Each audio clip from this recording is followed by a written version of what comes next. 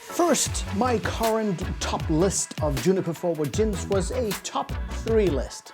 Then it became a top 4 list when I tested the Danish Alholt Gin, and now it has become a top 5 list. And my new favorite juniper forward gin uses only one single ingredient, the juniper berry. Let's check it out.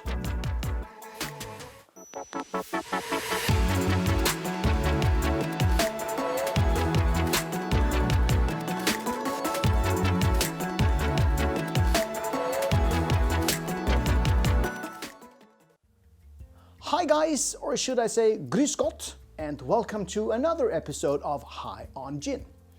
Today I am going to take a closer look at the German Moorgin that has only one ingredient, only one. But the amazing thing is that this gin here tastes like it has so much more in it. And I wish I had tried the Moorgin before I did the juniper episode, because this gin here actually says it all. It shows how the juniper berry contains many different aroma molecules that we perceive as piney, woody, and citrusy. Or, if you have seen my juniper episode, how the alpha-pinines, the saponines, and the limonines are playing a huge part here. But let's take a closer look at the story behind the gin here. On July 12, 1949, the 21-year-old student Franz Stettner received permission from the Main Customs Office to produce spirits and liqueurs. It all started with a bottle of lemon liqueur, but in the same year he started the recipe for a gin that was developed or based on the local wild juniper berries. And he was so confident in his own juniper berries that he chose to exclude any other botanicals. No herbs, no spices, no fruit. Today, the recipe has been revived by Franz Stettner Jr., the third generation master distiller since the start in 1949. It's over 70 years old, this recipe here. For Moorgin, the process begins with the harvest of their own juniper berries in Kolbermoor and the surrounding moor areas close to the Mangfall River. The area is located about an hour's drive southeast of Munich. They want to harvest the juniper berries themselves so that they can check the quality of the berries on site.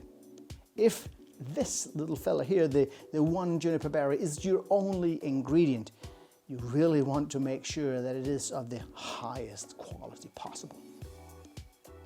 Then the juniper berries are put into alcohol, and there they are macerated in a couple of days to really extract as much flavor out of the berries as possible.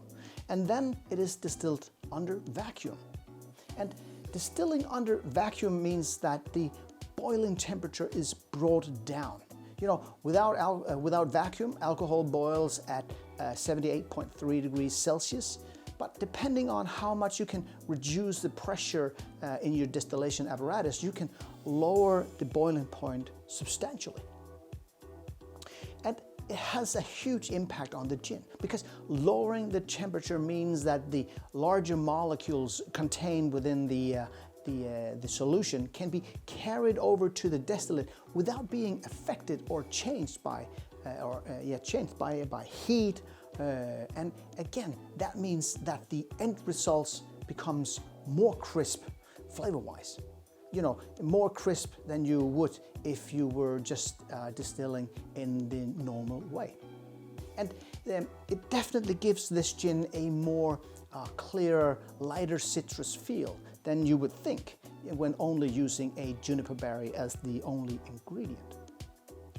The final results, once all this have happened, is then watered down to 42.5% ABV, and then they let the gin rest for about 4 to 6 weeks before it is bottled in these beautiful old school pharmaceutical bottles here.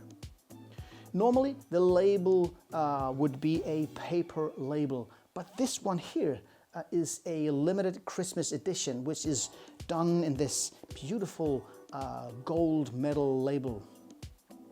They only did 2,020 bottles last year of this version worldwide, so hurry up if you want to have an edition like this one. I found mine at ginbutiken.dk, a Danish website that has a lot of really cool gins and special editions as well.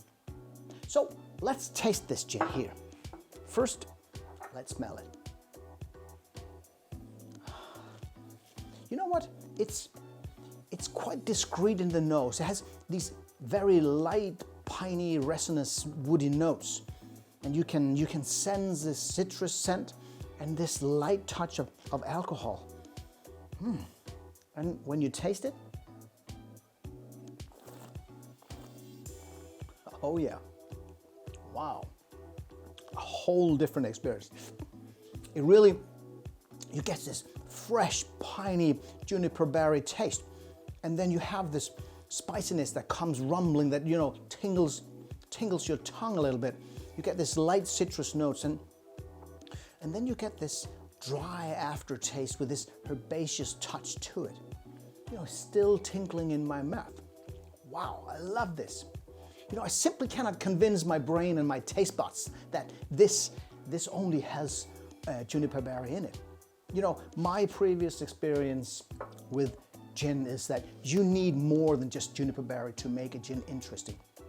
You often need something like angelica or orris root to make sure that it doesn't become too one-dimensional, to give the gin some depth and some character.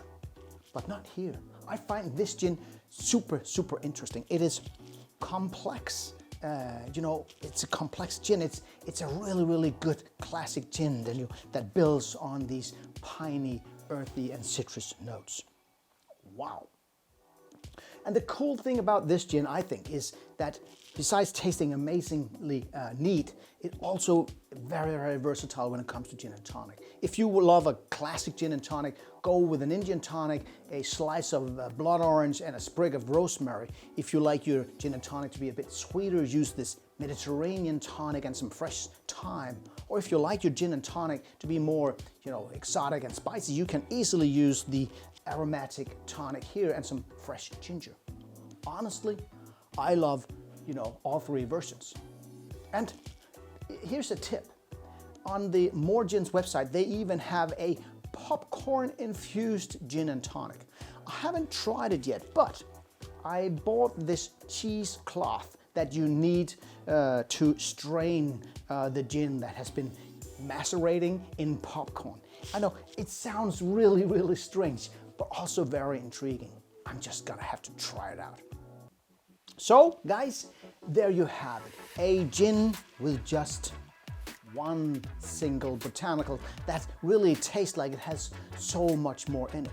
I guess that you could call this gin the Jean-Michel Jarre or Mike Oldfield of gin, the one-man band, or here, the one botanical gin. It is surprising, at least for me, to realize that this symphony of taste experiences are coming from this little berry alone. And it makes three amazing gin and tonics.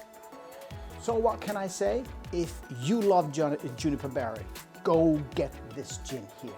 This one here is truly unique, and I love it. Until next time.